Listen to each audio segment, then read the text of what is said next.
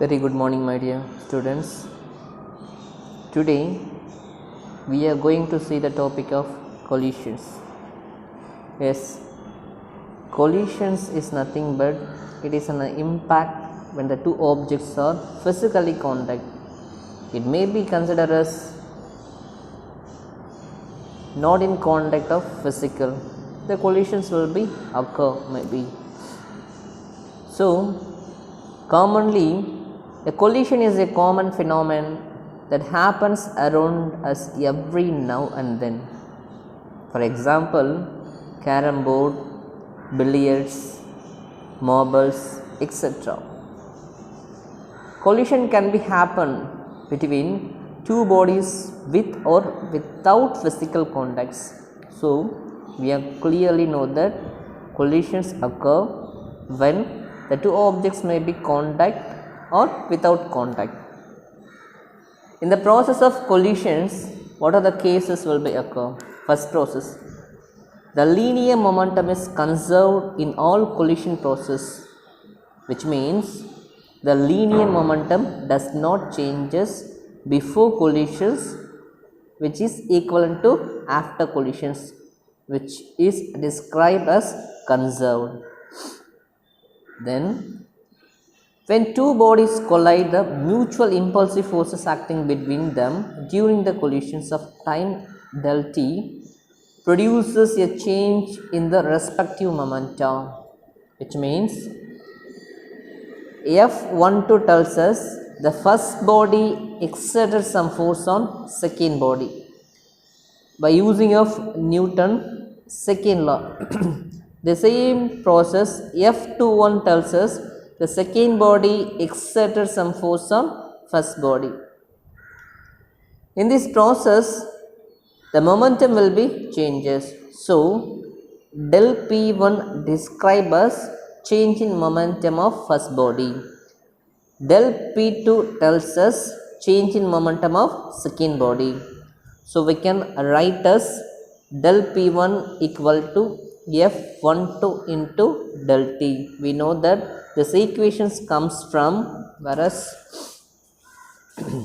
this equations comes from del P1 equal to F12 into del T. According Newton's second law, generally we write as force is defined as a rate of change of momentum with respect to time, or change in momentum. Del P tells us change in momentum. Rate of momentum we write as dp by dt. So we simplify this equations. Del P equal to the product of force and the change in time period. This is the equations we are modified as particle 1 and particle 2, which means first body and second body. So next we are going to adding this both equations 4.44 and 4.45. So in left hand side del P1 plus del P2 equal to, in right hand side, F12 del T plus F21 and del T. So here this terms of in right hand side del T is presenting in common. So we are adding these equations of F12 plus F21 and take it outside of the common factor of del T. So we can write as F12 plus F21. So according Newton third law, F12 equal to minus of F21. We know that every action that is an opposite equal an opposite reaction. So del P1 plus del P2 becomes 0. So the del is common term, so take it outside of the bracket. So del into P1 plus P2 becomes 0. So dividing the both sides of del T, taking the limit tends to 0. So we get the equations limit del t tends to 0, change of momentum 1 plus momentum 2 divided by change in time period. So del t tends to 0, the limit. So the term del t converted into dt. So d by dt of momentum 1 plus momentum 2 becomes 0. So the above expressions tells us the total linear momentum is conserved quantity, which means before momentum which is equivalent to after momentum. You know, second topic, an important topic also, types of collisions. In this types of collision, a collision process, the total linear momentum and total energy is always conserved. Once again I repeat, this is an important words. In collision process, the total linear momentum and total energy is always conserved, whereas the total kinetic energy need not to be conserved. The total energy is always conserved, but the total kinetic energy need not to be conserved. Some part of initial kinetic energy is transformed to other forms of energy. This is because the impact of collisions and deformations occurring due to the collisions may generally produce heat, sound, light, etc. So by taking of this account, we are classifying in types of collisions becomes two types, namely elastic and inelastic. Elastic collision is nothing but simply tells us the total initial kinetic energy of the bodies which is equal to the total kinetic energy of the bodies in final.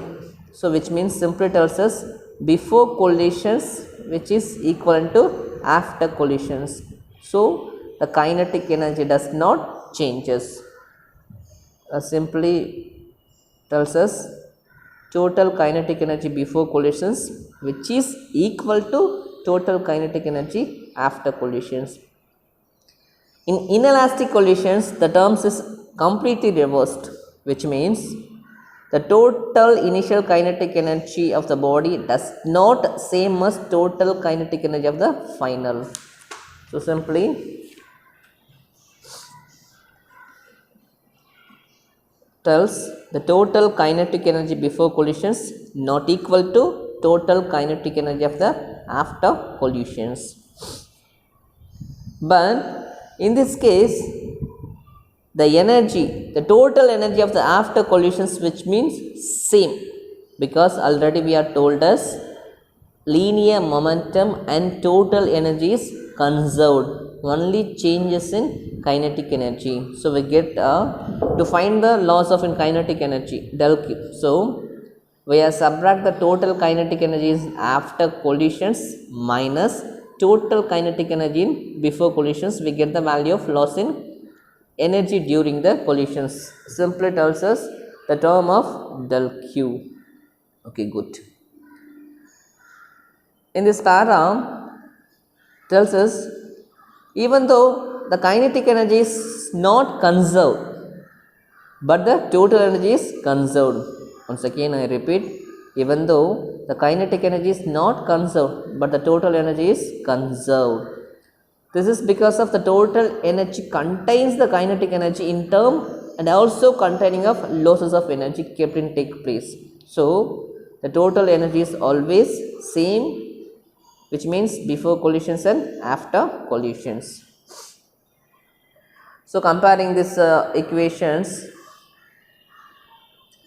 simply tells us what are the relation between elastic collisions and inelastic collisions. First point, elastic collisions, the total momentum is conserved, and inelastic also conserved. In elastic, the kinetic energy is conserved, but inelastic collision is not conserved. Forces involved are conservative forces, here it is, but here inelastic collisions are non-conservative forces. Mechanical energy is not dissipated, but here the mechanical energy is dissipated in the form of heat, light and sound, etc. The most important topic and frequently asked topics also. Elastic collisions in one dimensions, which means let us consider two bodies, namely m1 and m2, having a masses and the initial velocity u1 and u2 moving along the straight direction, which means x-axis. The surface is frictionless and horizontal surface.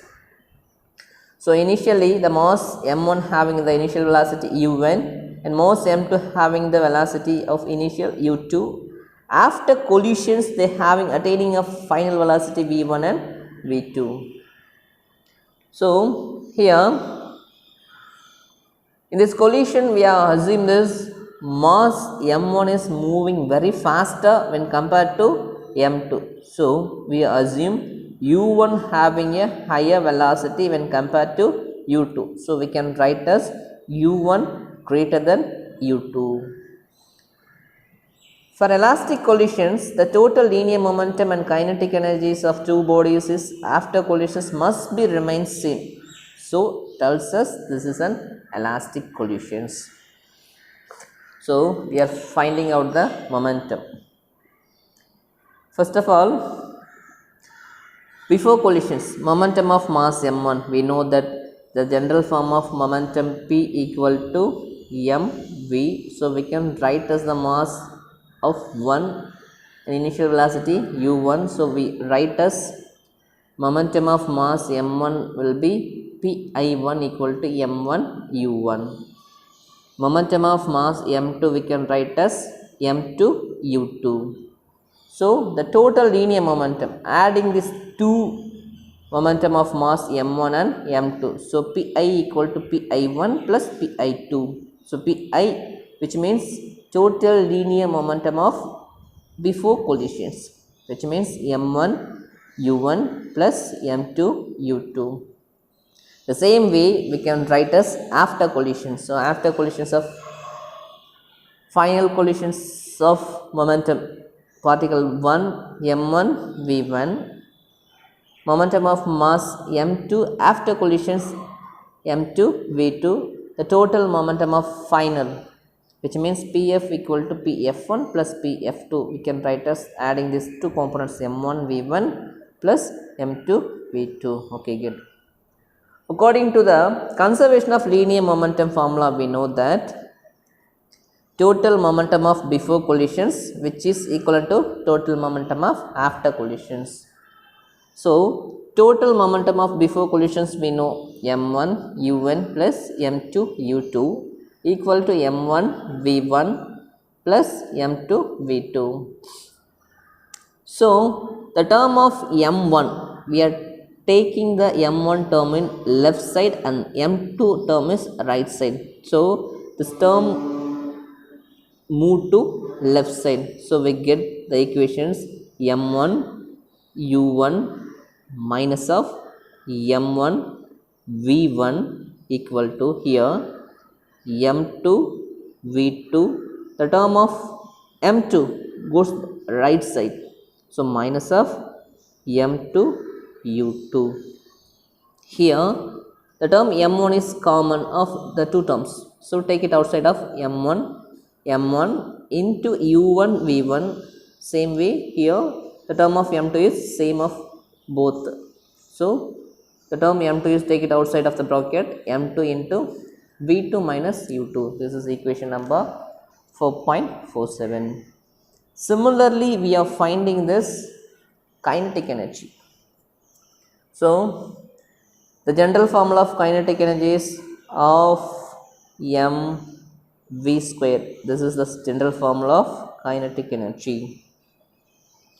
So before collisions, the kinetic energy of the mass m1 we can write as kinetic energy of the initial point mass m1 will be write as of m1 u1 square.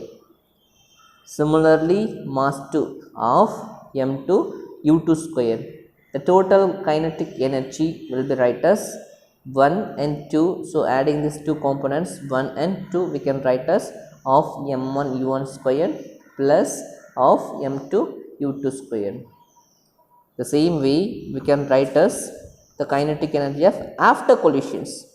So KEF1, kinetic energy of final particle 1 of m1 v1 square. Because of the final velocity of the particle of mass 1, we can write as v1. Kinetic energy of particle 2 of m2 v2 square. So the final kinetic energy KEF equal to adding these two components like this one and this. So writing these equations of m1 v1 square plus of m2 v2 square. And generally, according to the elastic collisions, the total kinetic energy before collisions which is equal to total kinetic energy after collisions. So writing these equations from this. So of m1 u1 square plus of m2 u2 square in right hand side of m1 v1 square plus of m2 v2 square. The term is commonly having of, so neglected the terms of both sides. So same method, the m1 term is take it outside, which means m1 terms of converted into right side or moving in left side, m2 term is moving in right side. So the equations becomes, it may be, we can write as the terms, we know that of m1 u1 square plus of m2 u2 square equal to of m1 v1 square plus of m2 v2 square. The common term of will be neglected both sides. The term of m1 take it outside, moving in left side. So we can write as m1 u1 square moving this side. So we put the minus sign, m1 v1 squared equal to here m2 v2 square, the term moving right side. So minus of m2 u2 square. Here m1 is commonly here, so take it outside m1. So remaining u1 square minus v1 square equal to here m2. So m2 into v2 square minus u2 square. This is equation number another one, which means this one. So in the bracket, inside of the bracket, u1 squared minus v1 square and v2 square minus u2 square expand by using this formula of a square minus b square. So we can write as e plus b into a minus b. So applying the same method of u1 square minus v1 square, we will write as u1 plus v1 and u1 minus v1. The similar way of v2 plus u2 and v2 minus u2. So this equations should be divided by that equations. So dividing these equations, the common factor will be neglected. u1 minus v1, u1 minus v1, v2 minus u2, v2 minus u2, and m2 can be neglected and m2 can be neglected. Remaining factors u1 plus v1 and v2 plus u2. Rearranging these equations in the form of initial velocity and final velocity. So u1, u2 move the left side of this equation, so we put it the negative sign. So u1 minus u2 equal to v2 minus v1. Further we can rearrange u1 minus u2, take it out the common of minus sign, so v1 minus v2. This equation tells us simply the relative speed of the two elastic bodies after collision has same magnitude, but the directions will be different. That's all. So we can change the equations of this equations. v1 we can write as, we find the value of v1. It simply tells us, we derive this equations u1 minus u2 equal to v2 minus v1. We find the velocity of final velocity. we are measuring final velocity. So first of all we measure the value of v1. So v1 minus v1 equal to u1 minus u2. The term v2 moves left side of this equation, so we have put it of minus sign v2.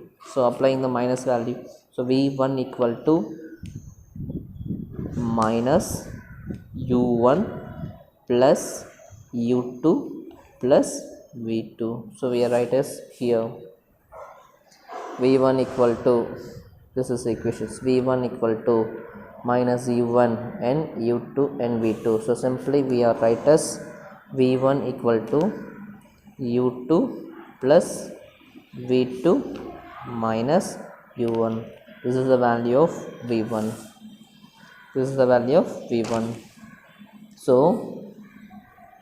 substitute the value of equation 4.51 into equation number 4.47. We have derived this, we have simplified these equations. Okay children, so we are simplified by using this paper. We have find out the value of v1 equal to v2 plus u2 minus u1. We have get these equations already. So put the value of v1 from these equations, or put the value of v2 here. We are substitute the value of v2 in these equations. So we are applying this value of v2 in this equation. So we are write as m1 and u1 minus v1 equal to m2, and we know the value of v2. v2 becomes u1 plus v1 minus of u2, and already we having the value of minus u2.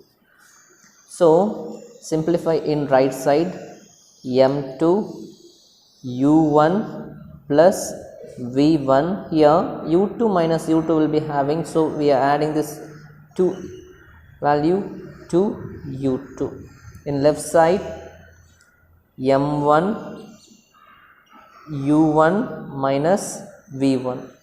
So multiplying the value of mass, here m1 u1 minus m1 v1 equal to m2 u1 plus m2 v1 minus 2 m2 u2. Okay, next we are moving the terms of initial velocities are in same side and final velocities of same side. So moving this initial velocity in left side of the equation. So we are write as m1 u1 minus m2 u1 plus this equations 2 m2 u2 equal to, here m2 v1, then after this final velocity goes that side, so plus m1 v1. Okay, here commonly u1 is here, so m1 minus m2 into u1 plus 2m2 into u2 equal to, here v1 is common, so adding these equations of m1 plus m2 into v1. So we are finding the value of final velocity 1. We need the value of v1. So v1 equal to m1 minus m2 by this term m1 plus m2 into u1 plus 2 m2 u2 by here m1 plus m2. The similar method we can write as v2, or v2 value we can measure by this using these equations of this formula. So applying this v2 term, so replaces, simply replaces 1 replaces 2, so we can write as m2 minus m1 divided by m1 plus m2, because of we are changing the value becomes does not changes. Here u1 is here, so changes 2 plus here 2 2, so we replaces 1, so 2 m1 u1 divided by, adding this equation does not changes, so put it m1 plus m2. So find the value of v1 and find the value of v2. We can measure the value of final velocities. This is the value of final velocity v2 and this is the value of final velocity v1. The cases will be explained in our doubt clearing classes, and further we can move perfect inelastic collisions. Perfect inelastic collisions is nothing but which means the objects in the process of inelastic collisions stick together permanently after collisions, such they are moved with a common velocity, which means we are taking as a clay or bubble gum. When the objects will be moving, we are collide the object like as bubble gum and clay. The object, which means the objects stick together, the moving objects moving along with the same velocity. This is called as perfect inelastic collisions. For example, the initial velocity is different from the objects 1 and 2 and the final velocity becomes same because of sticks together. This is called as perfect inelastic collisions. Let two bodies masses m1 and m2 move with the initial velocities of u1 and u2. After perfect inelastic collisions, both the objects move together commonly, the velocity becomes same. So according to linear momentum is conserved during the collisions, we can write as before momentum which is equal to after momentum of this collision. So we can write as m1 u1 plus m2 u2 equal to m1 v plus m2 v, because of the velocity does not changes after collisions. This is called as perfect inelastic collision. So we can write as m1 plus m2 into v. So we find the value of v. So v equal to, we can measure the m1 u1 plus m2 u2 by m1 by m2. This is the terms of final velocity. And next topic, loss of kinetic energy in perfect inelastic collisions. So in this process of perfectly inelastic collisions, the loss of kinetic energy during the collisions transform to the another energy sound like as thermal, heat, light. We know that. Once again I repeat, the kinetic energy can be losses during the collisions of two objects like a sound or heat, whatever it may be. So KEI tells us kinetic energy before collisions, KEF tells us kinetic energy after collisions. So the total kinetic energy before collisions becomes KEI equal to of m1 u1 squared plus of m2 u2 squared, and total kinetic energy after collisions we can write as, because of the velocity does not changes, so of m1 plus m2 into v squared. So simplifying these equations of 4.64 and 4.6, because of we measure the value of loss in kinetic energy. So loss in kinetic energy, we know the formula, kinetic energy in final, kinetic energy in initial. So measure the value of m1 plus m2 v square minus of this one. So we get the equations of 4.46. So simplifying these equations, we get the equations of loss in kinetic energy of 4.67. And finally, we are going to coefficient of restitution. Suppose for example, we are taking as two balls, likely rubber ball and plastic ball. Throw in the two balls in the ground or wall.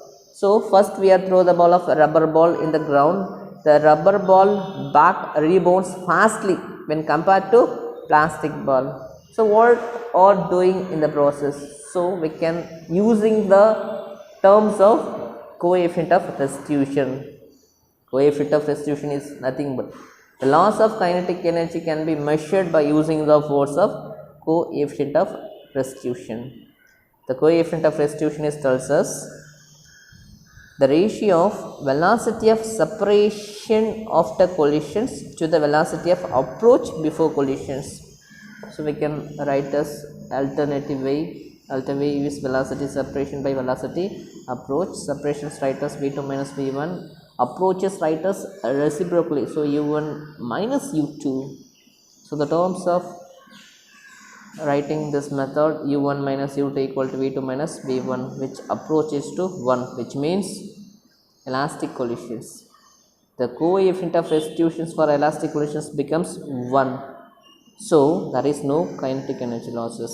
In same process, if any real collisions problems, there will be some losses of kinetic energy due to the collisions, which means always E is not is equal to NIT because of the ball making a perfectly plastic. So the plastic ball never become rebounds when compared to the rubber ball. Rubber ball having a process of elastic collision. So because of this constitution, coefficient of restitution value becomes 1. The general formula. This is the terms of coefficient of restitution. Students, if you have any doubt, ask me and the doubt clearing classes. And also one more thing, we are discussed in the doubt clearing classes of the cases 1 and 2 and 4, 3. The cases is simple, nothing but we are putting the value of mass m1 equal to m2. We are the same masses, what is the process will be occur in the final velocity v1 and v2. And second cases, the velocity becomes changes, what are the cases will be changing this final velocity. And third one, in case of we are changing the ratio of m1 by m2 approximately becomes to 0. So what are the causes will be occur? The cases will be discussed in our doubt clearing classes. Thank you so much, my dear students. Thank you.